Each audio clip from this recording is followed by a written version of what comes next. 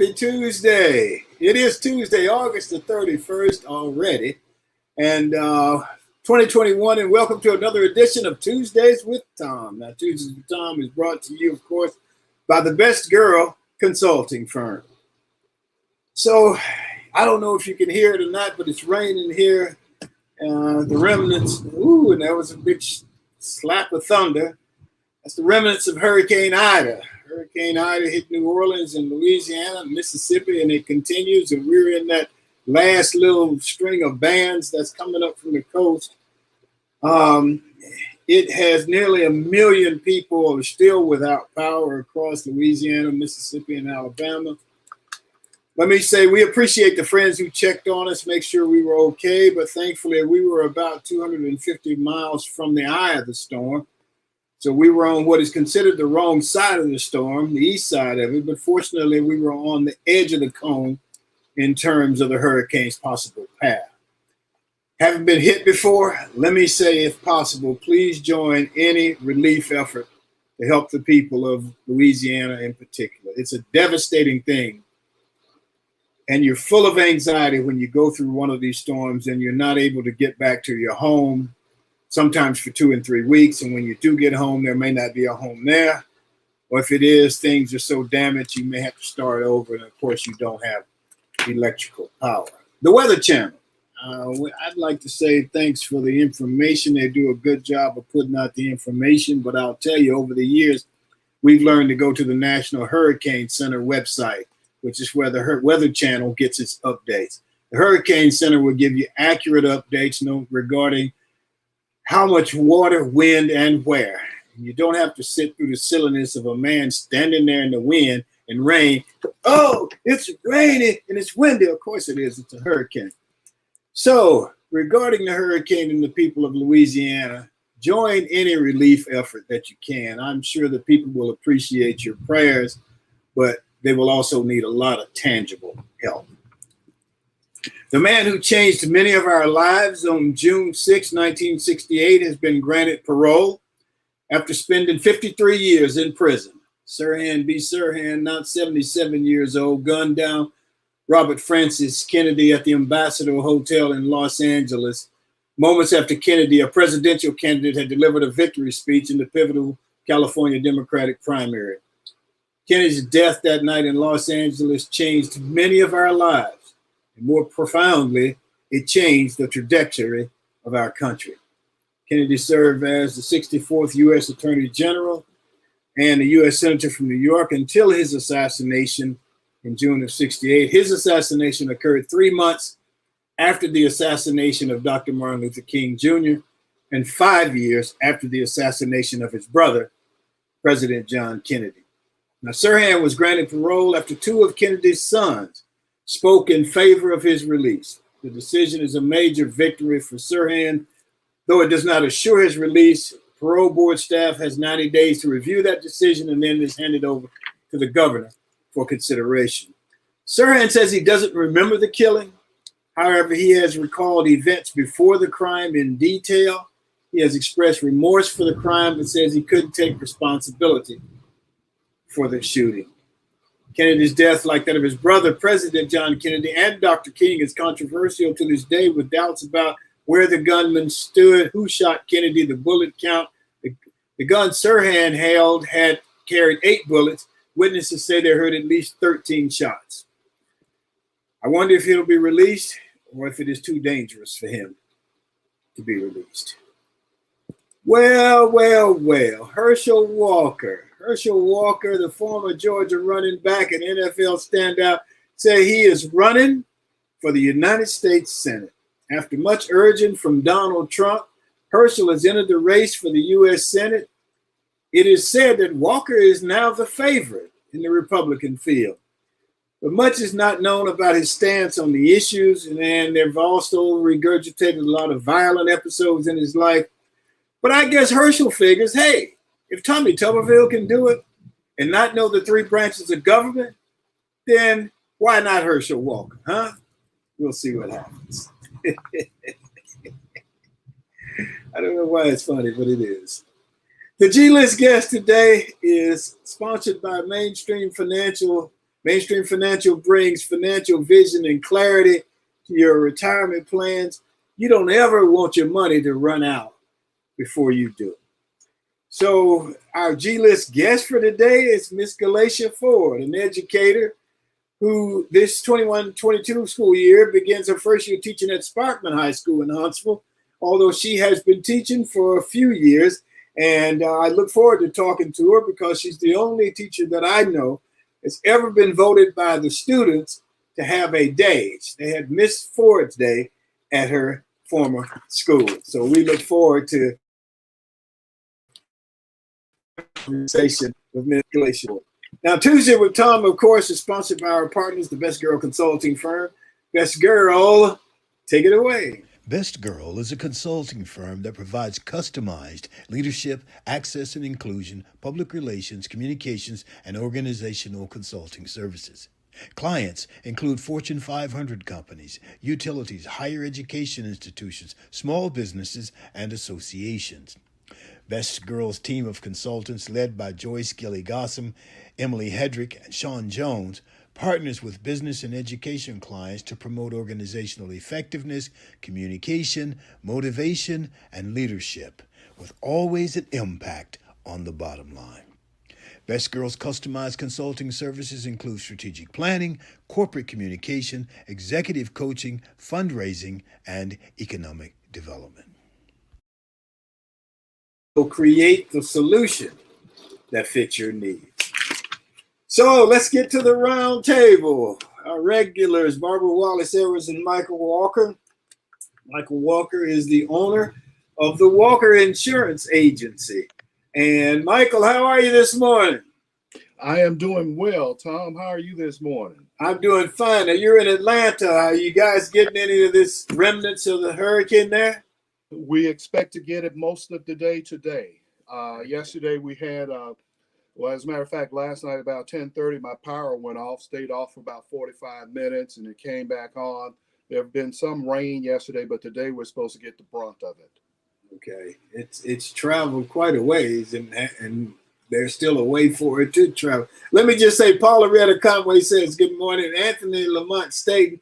Y'all remember Anthony from In the Heat of the Night? Well, he's back. We've missed him the last couple of weeks or so. He actually had to go in. He's been working from home, so he had to go in to work for his job. So he tells me this morning, I guess I ought to whisper it. He says he's sneaking to watch us right now. So thank you, Anthony. Mychal, what's happening in your world? Well, I'd like to tell you a little bit about a couple things.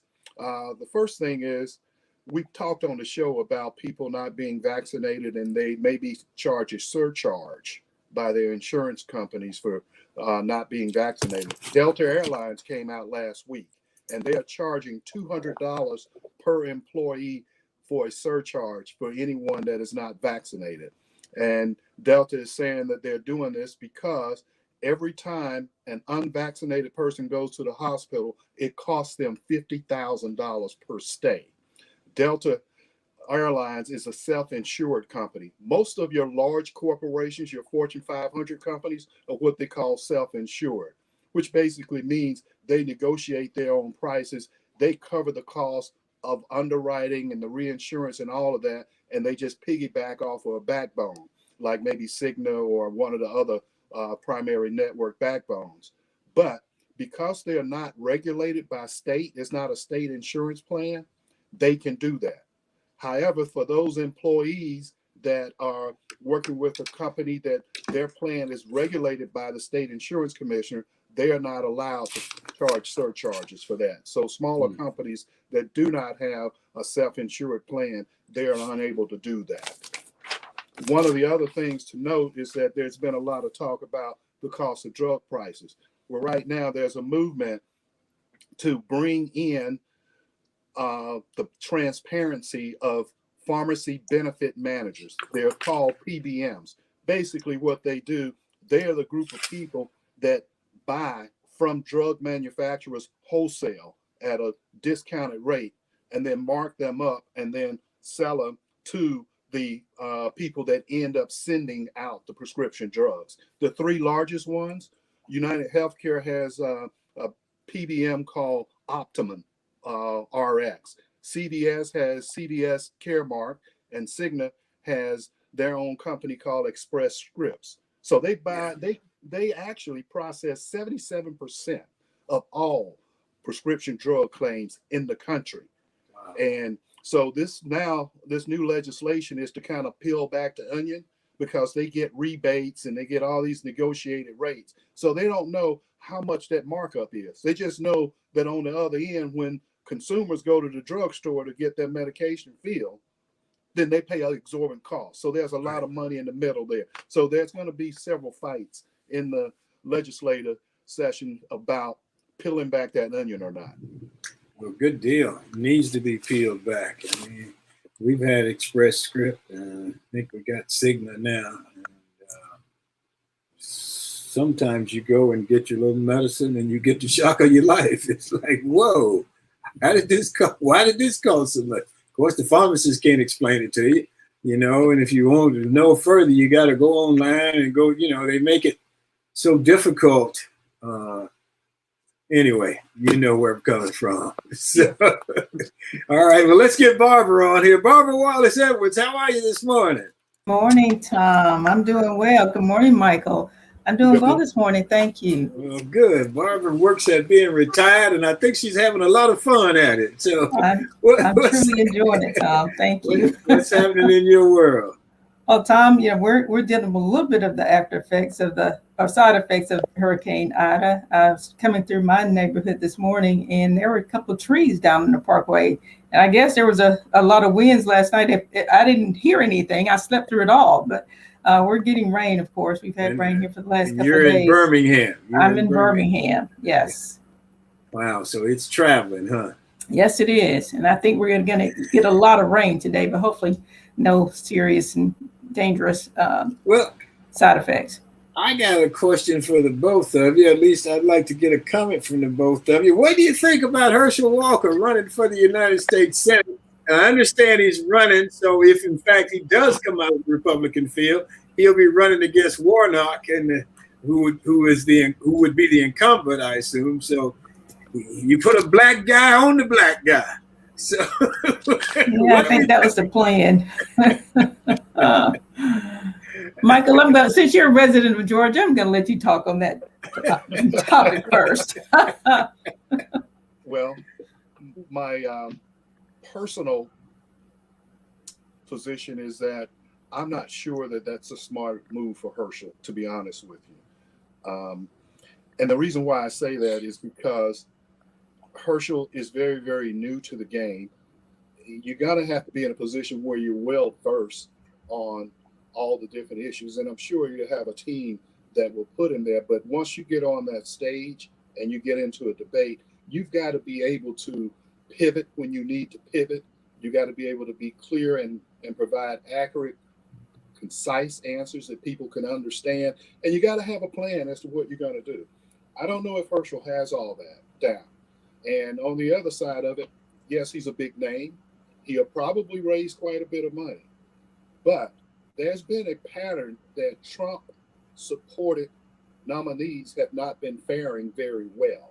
There's a race out in Texas that Trump supported a certain candidate, they lost. And that's been happening around the country. So you have a war that's going on within the Republican Party where they're trying to distance themselves from Trump. And I'm talking about the main decision makers and influencers in the Republican Party. So they're not really, from what I hear, all that excited about Herschel running. They feel like it actually may hurt them than help them. Now, on the other hand, there's a certain segment of the voting bloc in the Republican Party that will do whatever Trump says do. And because Trump says Herschel, they're going to go with Herschel. And I think they all live in Alabama, don't they? Yeah, I was going to say, they're all over here. I think Go we got ahead. all of those. I'm sorry for cutting you off, but I couldn't resist. Go ahead, Mike. Well, there's a segment of them here in Georgia as well, and the fact that Herschel played football at the University of Georgia, that's all it takes. As we know, there's a certain senator from Alabama, as you mentioned earlier, that doesn't know the three branches of the government. Nor did he know what the Voting Rights Act bill was, but he was a football coach and he's a senator now. And he just knew he was against it. Yeah. Yes. I don't know what's in it, but I ain't for it. Right. Right. Yeah. Barbara, I think Herschel's taking too many hits to the head on that football field, Tom. He needs to go sit down and retire. No, I think it's a big mistake. He's definitely not knowledgeable enough to hold that position. So it's going to be very interesting to see how it all pans out. As you have mentioned, and Mychal attested to, Tuberville won, and he was not knowledgeable either. So I guess that's a proven fact that you don't have to be knowledgeable and be able to win an election. But hopefully the residents of Georgia are going to be a lot more smarter and astute and vote for the right person rather than voting for someone just because Trump is supporting them. I will tell you this. There was exit polling data from the 2 senatorial races in Georgia. And as we know, Perdue was the incumbent, and he ended up losing to John Ossoff. And Kelly Loeffler lost to Warnock. A lot of the people in the suburbs that were Republican, and especially Republican housewives and some Republican men, did not vote for Perdue or Loeffler because they were tied too closely to the hip with Donald Trump. So that's the other undercurrent I'm talking about there. Right. well, And that could hurt.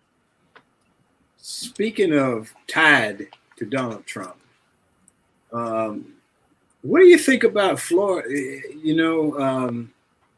There's a lot of talk about school children and going to school and whether they should wear the mask. And some of the parents say they're taking away their freedom when they're forcing their children to wear the mask. And I think the governor, DeSantis, has come out and says he'll dock their pay if they mandate mask. And I think he's tied rather closely to Donald Trump as well. What do you guys think about that? Docking people's pay because they doing what they think is their job. Right. And they're doing what's going to hopefully keep people safe and alive. That's ridiculous that DeSantis would even make that statement. So, I have a problem with that. And I think the school boards and the principals and the administration of the various school systems need to make the right decision for the best health and wealth of the children at the schools and their families. Well, I'll say that DeSantis, he's no longer the governor of Florida. He's running for president. That's what he's doing right now. He thinks that he will have an opportunity to run for president and be the new Trump. And so a lot of these things he's doing is just doing it to build up that base that has that mindset, okay? And so I see a lot of this stuff as he knows better. He's just doing it in order to try to gain favor so that he can run in 2024 as president. Go ahead, bro. I was just going to say, I'm hoping the people that had those mindsets, their minds are being changed right now because of some things that are happening. Again, when we see that, hospitals are running out of ICU beds because the unvaccinated individuals who are, getting COVID or going into the hospitals and they could avoid that possibly if they would get their vaccines. So I think that I was in the pharmacy yesterday and there was a gentleman who was there to get his first vaccine. And he was saying that, he said, I fought it to the very bitter end, but I watched some of my close family members and friends contract COVID. And he said, I'm at this point now where I'm for it. I'm going to get mine. And I'm encouraging all of my friends and family to go and get theirs as well. So again, hopefully some of these people, their mindsets are changing. Well, I think it depends on, a lot of it depends on how close you are to it. There's been a lot of talk about students, right, kids, and so on and so forth. Well, until yesterday, that had no direct effect on our lives until we found out yesterday that Lexi Lou, our granddaughter, has tested positive and has to be quarantined. And she's had her shots, and so she's not having any real symptoms. But you think, oh, wow, she's 14 years old. All right. And wow, so now that makes it a whole different story. Mhm. And I don't know if they were masked up or not. So, you know, it's I don't know. I find it to be a ridiculous argument against Thom, it. let me interject this one thing also for our listening audience. There has been a lot of people taking horse wormer medicine as a way to prevent COVID. And that is not what you need to be taking. That can cause serious damage to your internal organs, and it can possibly lead to death. There was one guy here in Georgia that was a police chief that was anti-vaccine, and he was lauding against vaccination, and he was taking this horse wormer medicine. Well, the bottom line is he ended up getting sick with COVID and he died.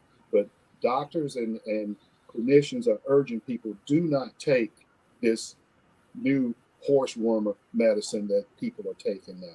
I don't know the scientific name of it. I've seen it before. I just cannot recall it right now. But that's something that people are taking. So people are saying, hey, please don't take that stuff. Right. Mm. Right. They're afraid to take the vaccine, but they'll take that medicine that's not approved for human consumption by the FDA. Crazy. You Again, know, it's just crazy. I think it all goes back to this freedom thing. And I don't know, you know, for me, having my freedom meant, you know, I could go get a decent job, meant that I could vote. Yes. Meant that I could go eat where I wanted to go eat. I could do a lot of things I hadn't been able to do before. But I never matched freedom with wearing a mask or not wearing a mask. You know, so we'll take that back to your governor, DeSantis. He wants to fine people and do that for mask mandating. Shouldn't people have the choice of whether they want to wear a mask or not wear a mask? Exactly. You know, some of the stuff that's happening now, and I'm going to say DeSantis is one of them, and Trump was one of them, reminded me so much of growing up under George Wallace, where you said things that absolutely made no sense, but they appealed to certain segments of society. And you turn that segment of society against other segments of society because those other people threatened the freedom of these people. And so I just see George Wallace happening all over again in DeSantis and also in Trump. Well, my thoughts. People taking the horse wormer medicine remind me of a certain person said, can't you take some bleach and cleans out the body or something like that? And he got mad at the woman doctor who looked at him like he was crazy. Right. Yeah. So, well, let's move on. And let's move on to the G list. And the G list is where everybody is a star. The G list is sponsored by Mainstream Financial Group. So we're going to do Mainstream Financial Group provides financial services for both individuals and businesses. Mainstream's mission is to understand the unique needs of every client and work closely with you, assembling a team to develop and manage your resources to help you accomplish your defined financial goals. Mainstream's financial professionals will provide you with a complimentary, no obligation financial review. Now, these professionals can then offer you custom advice to mend together the pieces of your financial life and come up with a plan that is truly comprehensive.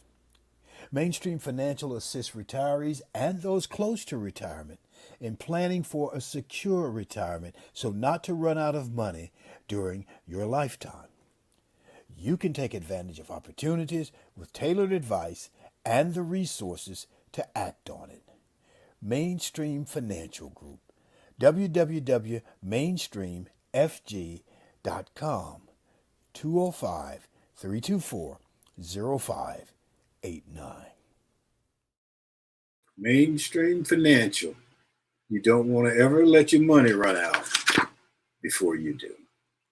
Okay, let's get to our G-list guest for today. Remember, Hollywood has the A-list, and here on Tuesdays with Thom, we have the G-list where everybody is a star. And today's G-list guest is Miss Galatia Ford. Good morning.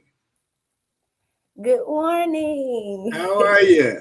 I'm doing good. How are you? I'm doing very well. So you guys didn't have school today, huh? No, we are off due to Hurricane Ida. Okay, all right, sounds good. So let's talk a little bit. So give me a little bit of the background. You are in a new school now, and you'd previously been at another school. Give me a little bit of that background. Okay. Well, I'm starting at Sparkman High School this year, teaching environmental science and physical science. And I was previously at May Jemison High School, teaching biology and AP biology. May Jemison is a completely different culture than Sparkman, so it's been a new experience for me, getting adjusted. But I'm loving it so far. Okay. Yes. What's different about it?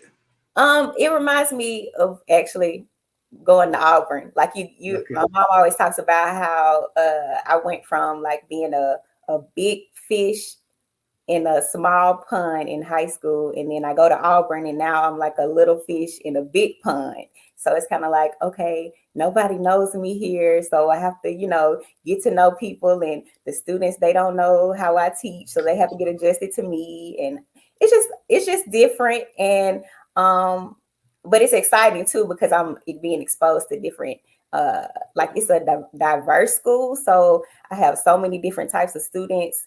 So it's interesting. It's interesting. Is May Jemison private? May Jemison is a public school. It's a Title I school. It's predominantly Black, African American students, and it was the population was 800 for the entire school. Okay.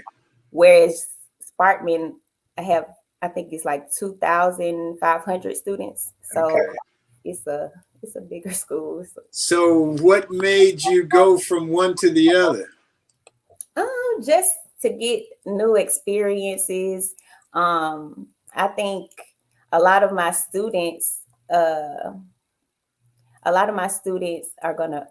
they have missed me. They've written me, but I knew it was time to go.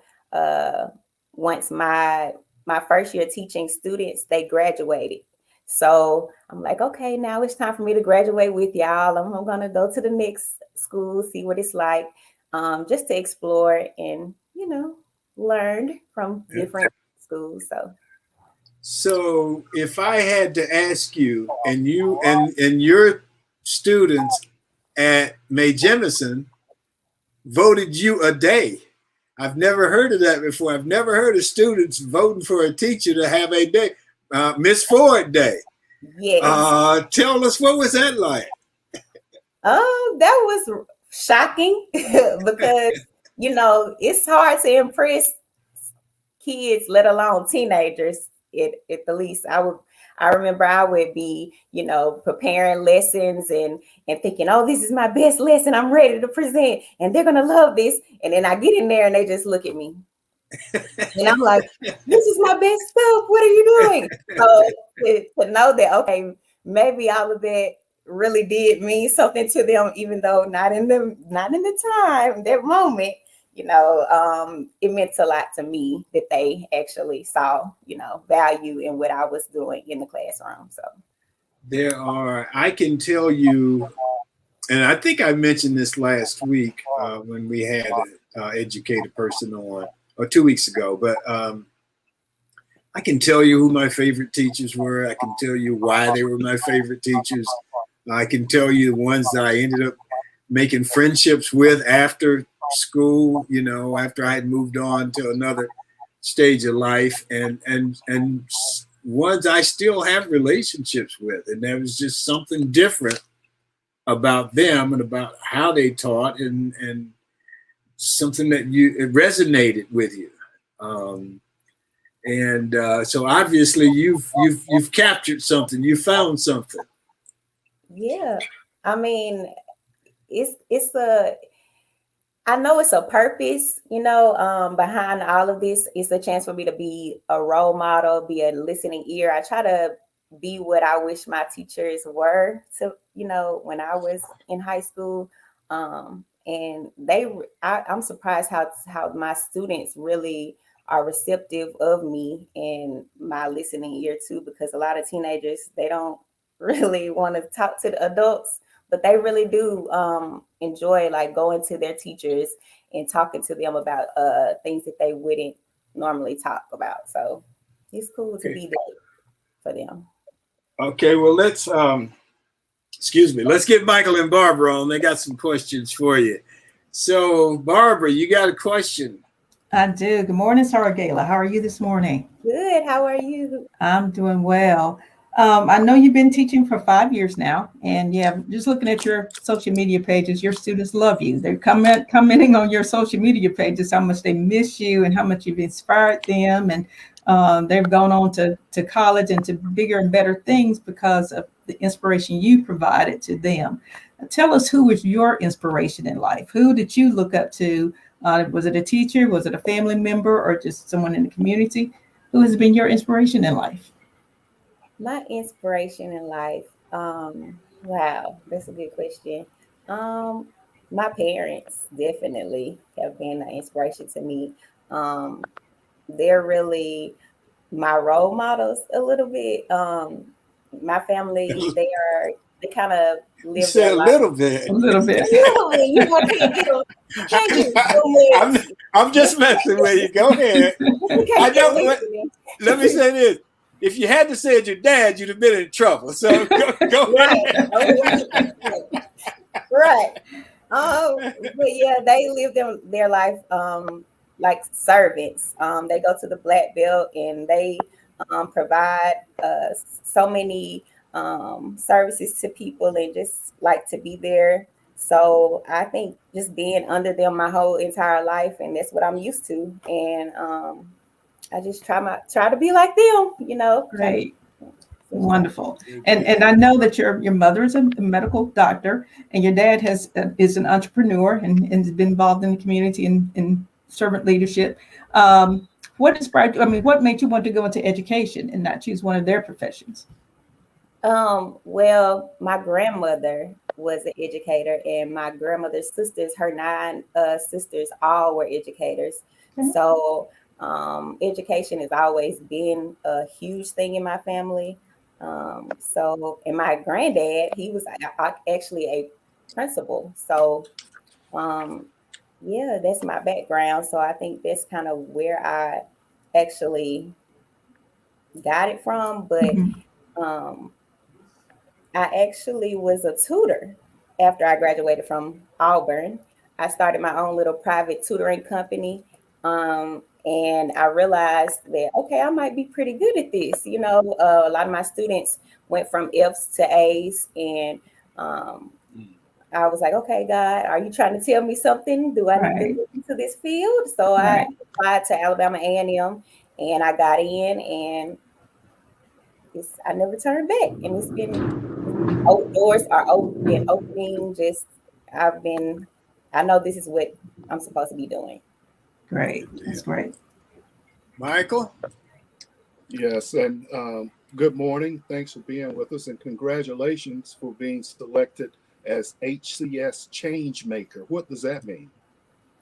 It means that they saw me as making a difference in my high school, the Huntsville City School District. They recognized that I was a role model and made a difference at May Jemison High School. I started a sorority at Jemison, and the girls who I formed the education organization with, they were able to do community service, and they made a difference around the culture of May Jemison, and it was noticed. And I think that's why that they saw me as a game changer. Okay. Tell me, what is a math interventionist? So a math interventionist is basically a A student aide, but also I would be inside of the classroom as the math teacher was teaching. I would be going around basically providing personal intervention with the students, just helping them, tutoring them, being an aide to the teacher as well as the student. So, Okay, great. Okay. Barbara? Yeah, I was going to ask about this age of COVID and wearing masks. I know last year you probably did a lot of online virtual teaching, and this year being back in the classroom, how has that impacted the way you teach or the way students learn? Did you lose anything with the students being out of the classroom, almost all of last year? Tell us about that experience. so COVID has been a struggle for teachers. I know me personally, the teaching online has been probably one of the toughest things that I had to deal with in education because my students, but being at a Title I school, a lot of my students didn't have access to internet. So they would use that as, I can't get on, I can't do my assignments, Miss Ford. So what am I supposed to do? So then I would have to create packets, and the principal and the assistant principal and I actually traveled to students' houses and delivered packets so that my students could do their work because they weren't able to actually have technology at their home to access their assignments. So it was like we had so much that we had to kind of overcome, and that's why the Title I school system is kind of like my heart, because I really know what they have to deal with every day, just to get the same equality education that anybody else would be have easy access to. So yeah, it's been a Educator, struggle. before you move on, can you just tell the people who don't know what Title I is, Title I school, and the Title I, difference? yes, Title I schools are schools that get federal funding, and they are low economic, socioeconomic schools, and they get free or reduced lunch. Well, now everybody gets free lunch, but those particular schools are low economic schools, and they are in Alabama. We have the failing school list, so they are put on the failing school list.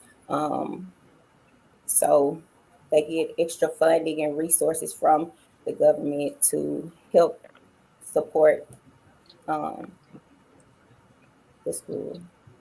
Okay. All right. Mychal, Barbara, you got anything else? Sure. I have a couple of questions. One is, since we're talking about Title I schools and what have you, you being an educator, what's your position on charter schools or school vouchers for kids? I'd love to hear your perspective on that.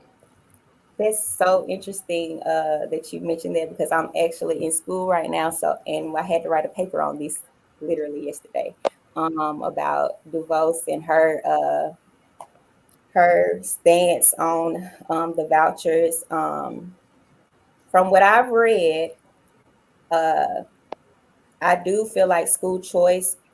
Um, it makes sense only because uh, I went to private school, so the fact that my parents were able to choose and decide, okay, I want my child to go to private school. I believe that parents should be able to have the opportunity to choose, but I do not believe that it would be smart to take the funding um, from Title I schools and use them as vouchers so because you would be taking the best students, quote unquote, the best students from those public schools and take the funding and be putting it into another school. And I just feel like you are kind of causing separation a little bit of, okay, these certain type of students to go to this one school, and then taking away the resources for these these kids who are struggling in high needs schools. So that's my stance on it. I really believe it's unfair. I feel like they could find another way to accommodate. I'll just make a comment on that. I think having gone to private school for 12 years, and because my dad always had 2 and 3 jobs, and I just believe if in fact you don't want to go to the public school, then you should pay to go to the private school to get a private school education. Right.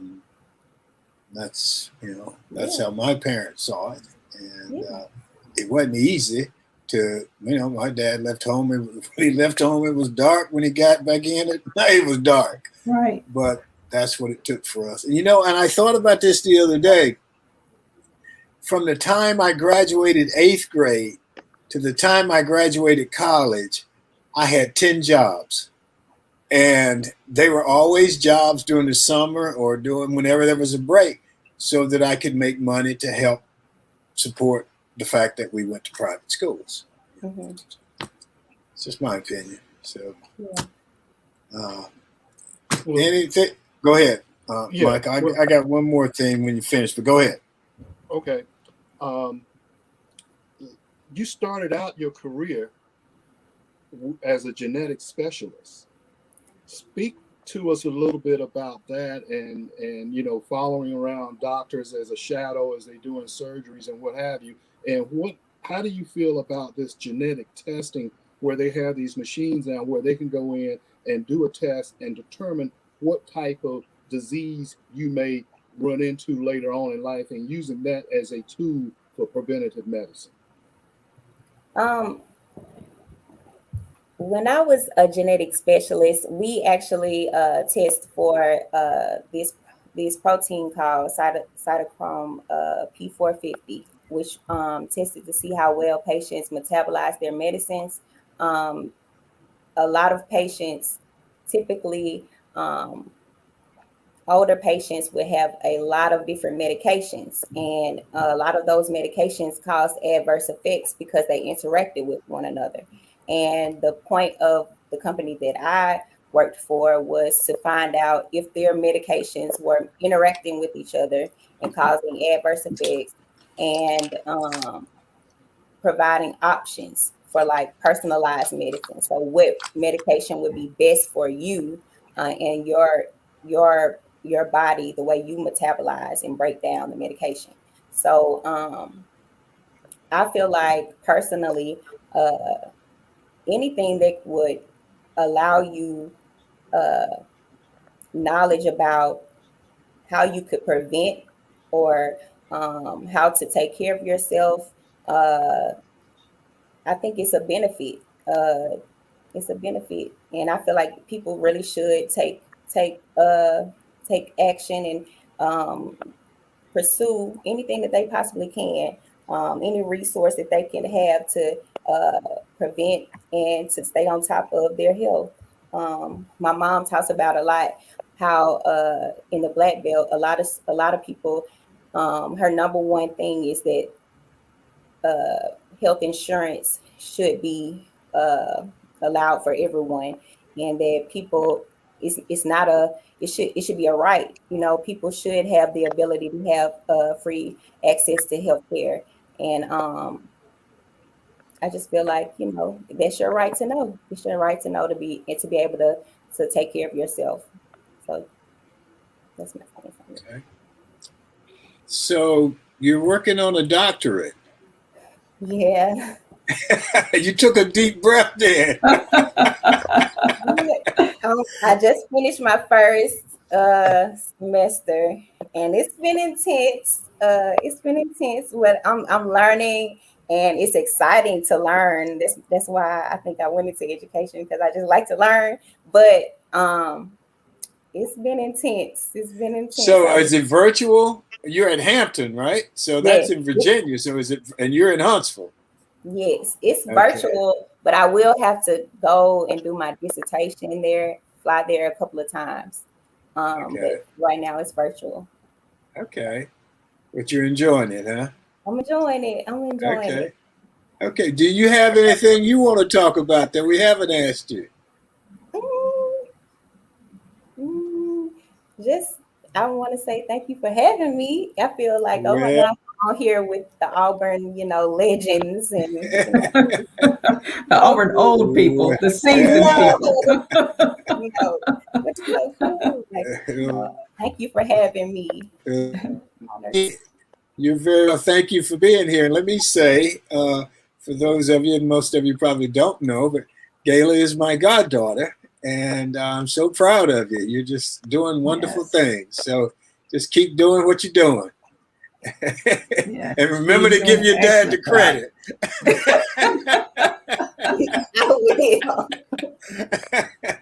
Okay. Anything else from you, Gala? Mychal, Barbara? Yeah, I've got another question for Gala. Gala, I know you received your undergraduate degree in biomedical sciences from Auburn. You have your master's from Alabama A&M. You're working on your doctorate right now at Howard. What's next? Do you have any interest in being an administrator in schools, or what's your next career move or thought about changing? I'm thinking about administration, only because it's needed. I've experienced some great leadership, and I've experienced some horrible leadership. So I'm like, okay, maybe I would be interested in. I'm just having my doors open and my options open, and just trying to figure everything out. But right now, I'm thinking I'm leaning toward administration. Okay, good deal. Anything else from any of you? Yes, I'd like to ask Galacia, back in the days when Thom and Barbara and I, when we were in school, coming up through high school and whatever, teachers were also like an extension of your parents. They were like disciplinarians, and they demanded you have proper etiquette, do the right thing. And they insisted on learning. I understand now it's a little bit different in the schools nowadays, because we were taught to respect your elders. Nowadays, there's no such type of respect for elders from kids that are in school now. How were you able to relate to them to get them to be, let's say, to be interested in learning and to understand that they have to behave in order to learn? How were you able to relate to them to get them and have control in the classroom? Well, I try to find what they're interested in. A lot of my students are interested in sports, so I play sports, so I incorporate that into my learning. So we play games. We play basketball in class. We played baseball in class, where I would pitch them a question and they would knock it out the court. I try to give them something that they can relate to, even music, anything that would allow them to feel, that they have an interest in, or they have something value, and try to incorporate that into their learning process, and it gets them engaged. So when they notice, they take notice to that, and I think that's when the respect and the relationship, I build a relationship with them, and then they'll see, okay, I respect Miss Ford for what she's doing, and then they will actually they know, okay, don't really mess with me. They don't try me a lot. So I think coming from Birmingham, they kind of like, okay, boys from Birmingham, don't try her. I try to lean a little on that, but the disciplinary part it's an issue, but teachers find the best strategy and what works for them. Okay. Yeah. That's interesting to hear you say that. They know that you're from Birmingham, so don't mess with her. She's cool and nice, but don't push her. No pushing. Right. That is interesting because It is. I remember when we went to Auburn, we were from Birmingham, so we were from the city, you know, because I had never known so many little small towns. I didn't know anything about Lafayette and Opelika and Flat Rock and all these little towns I'd never heard of. And we never considered Birmingham to be that big of a big, bad city, but everybody else seemed to, you know? Right. Yeah, I was going to say it's interesting to hear you say that. My daughter Mychal is she just turned 30 and she's coaching women's college basketball at University of Delaware. You know, and she played at Wake Forest. So now about 7-8 years ago, she was a player herself. So she's not much older than the people she coached. Right. And I asked her, I said, well, do you work out with the team? Do you go to the gym and lift with them and shoot with them? She says, no, I will not become their friend. And I want them to know that I'm not their friend. So, no, I don't go to the gym and work out with them in basketball in free time. I don't go to the weight room. I keep that separate from them. And she talks about how they're not mentally tough, you know. And I find that very funny because that's what I used to instill in her all the time is being mentally tough when you're playing basketball because it's a mental game. Everybody have access to equipment and shooting stuff. You got to be mentally tough and smarter than the next person. And so she emphasizes that, but she draws a distinct line between them and her, even though she's close in their age. Yes, you have to because I'm a little petite, so they really, you know, think we're on the same level. But the crazy thing is all the other teachers, they're like, Miss Ford, you wear heels every day. I'm going to wear them every day because I need them to know, even though you might be taller than me, I have a higher level. It's a certain, you know, you're going to look up to me eventually. Like you know, so every day I have to set a standard just to let you know that we're not friends. I might look your age, but I'm not, you know, so they do. I promise you the little things like wearing heels really does change the whole effect of teaching in my class. Like if I have on flats, it's a little different. Like they literally they'll try you, but when I have on. Right. I was going to talk a little bit about that too. I noticed you post photos on your social media of what, you know, outfits you're wearing during the day. You're a fashionista, fashion, whatever that word is. But you are into vintage clothing. I love your look. I think your students love your look. How did you get into fashion and wearing vintage clothing? I think when my grandmother passed away, I started to notice her fashion. And I wear a lot of her clothes. I alter them a little bit, but I wear her clothes. And I think that's where a lot of my fashion sense comes from. I like to wear her clothes, and then I'll go thrifting and I teach environmental science now. So I have to like get into, you know, the environment and try to be a lot more sustainable and, you know, with thrifting and try to think about the environment and not be, you know, wasting money, which my dad would be, you know, a little bit proud, you know, that I won't be spending a lot of money, but so that's how I actually got into fashion. Right. You know, back in the previous conversation, it's interesting when you look back at being in school and some of the teachers and some of the coaches, and you realize they weren't that much older than you at the time that they were teaching you, you know? And, you know, they were like, a couple of them were right out of college, man, you know, when we were in high school. So that was 5 or 6 years difference in our ages. And, but you're absolutely right. They carried themselves in such a way that they were not your peer, you know. You had to have that measure of respect. And of course, when we came along, I mean, you respected the janitors. You respected everybody in the school. Mr. Jones, if he was a custodian, Mr. Jones had just as much clout down there as the principal, you know, because Mr. Jones saw everything that went on in the school, you know. So it is different, and that age thing is different. And And you're so right.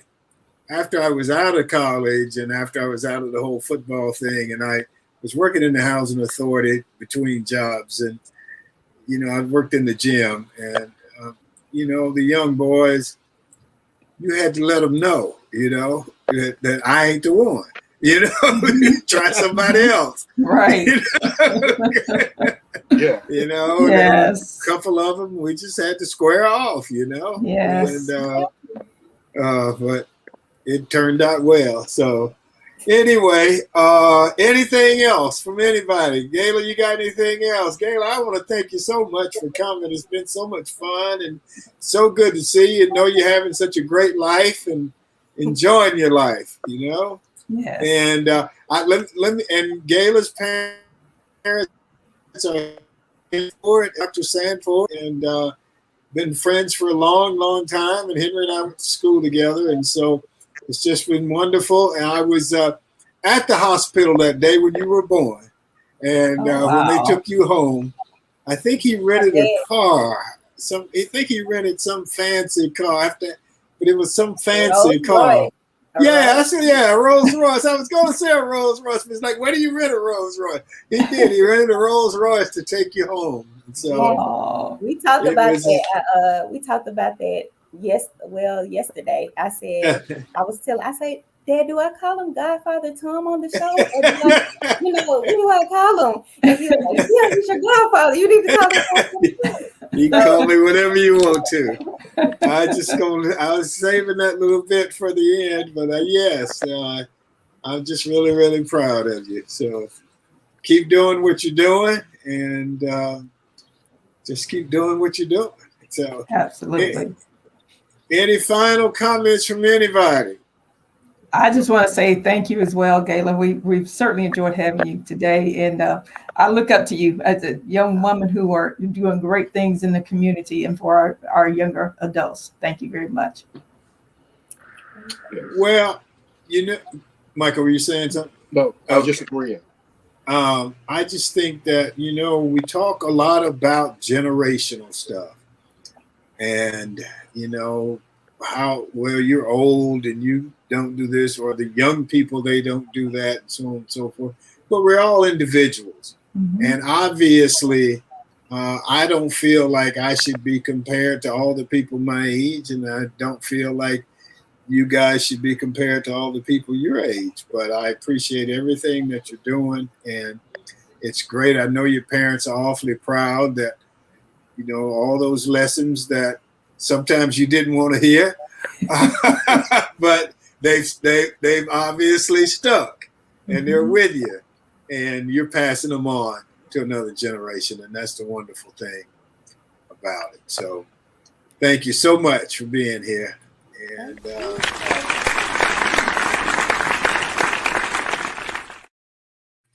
okay, yep, that's my goddaughter, one of them. Let's see, where are we? So let me close out with the final commentary, or as I see it. The football season is finally upon us. High schools have begun playing. Some colleges are playing, and most of the colleges will be playing by this weekend. It'll be a different season. We haven't experienced before with the licensing deals for players, the transfer portal. Players that can be playing this week for this school, and maybe by the end of the season, they're playing for another school. And of course, the COVID. How will it affect the season? And will we see the same team sitting at the top of the rankings when the season ends? More than likely, they got all the best players. And the way the transfer portal works, they're going to always keep the best players. So it's the same old, same old. And that's how I see it for this Thursday, August the 31st, 2021. And that's our show for today. We want to thank everybody, thank the audience. We really appreciate you and all the ones who've made comments. Jose, my good friend, I'm glad to see that you're back. Pat Eddington, I hope you're doing well over there in Mobile. And of course, Paula in Arizona, and Antley over in South Carolina. And so we just appreciate you guys and everybody else that's on the show. And so let's see, our upcoming G-List guests are Next year will be our 1-year anniversary.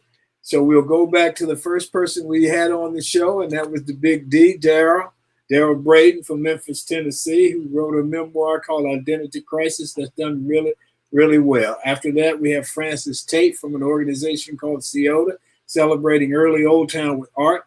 We are working, I'm involved in it, but they are working on a Scottsboro Boys Museum in Decatur, Alabama.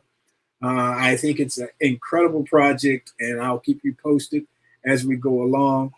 After that, we have the James Owens Foundation, my ex-roommate and teammate, Lee Carpenter, who was a teammate. There's the 72 Amazings, a football team that we played on. It's having a golf tournament to raise funds for those two respective foundations, and we'll have some representatives from those two organizations here with us. And so we want to thank our sponsors, Best Girl Inc. and Mainstream Financial Group. I want to thank Emily Hedrick, the communicator, our producer. Thanks, Sean Jones, the organizer. Remember, even if it's raining, to enjoy yourself and make every day count. Stay safe. Peace.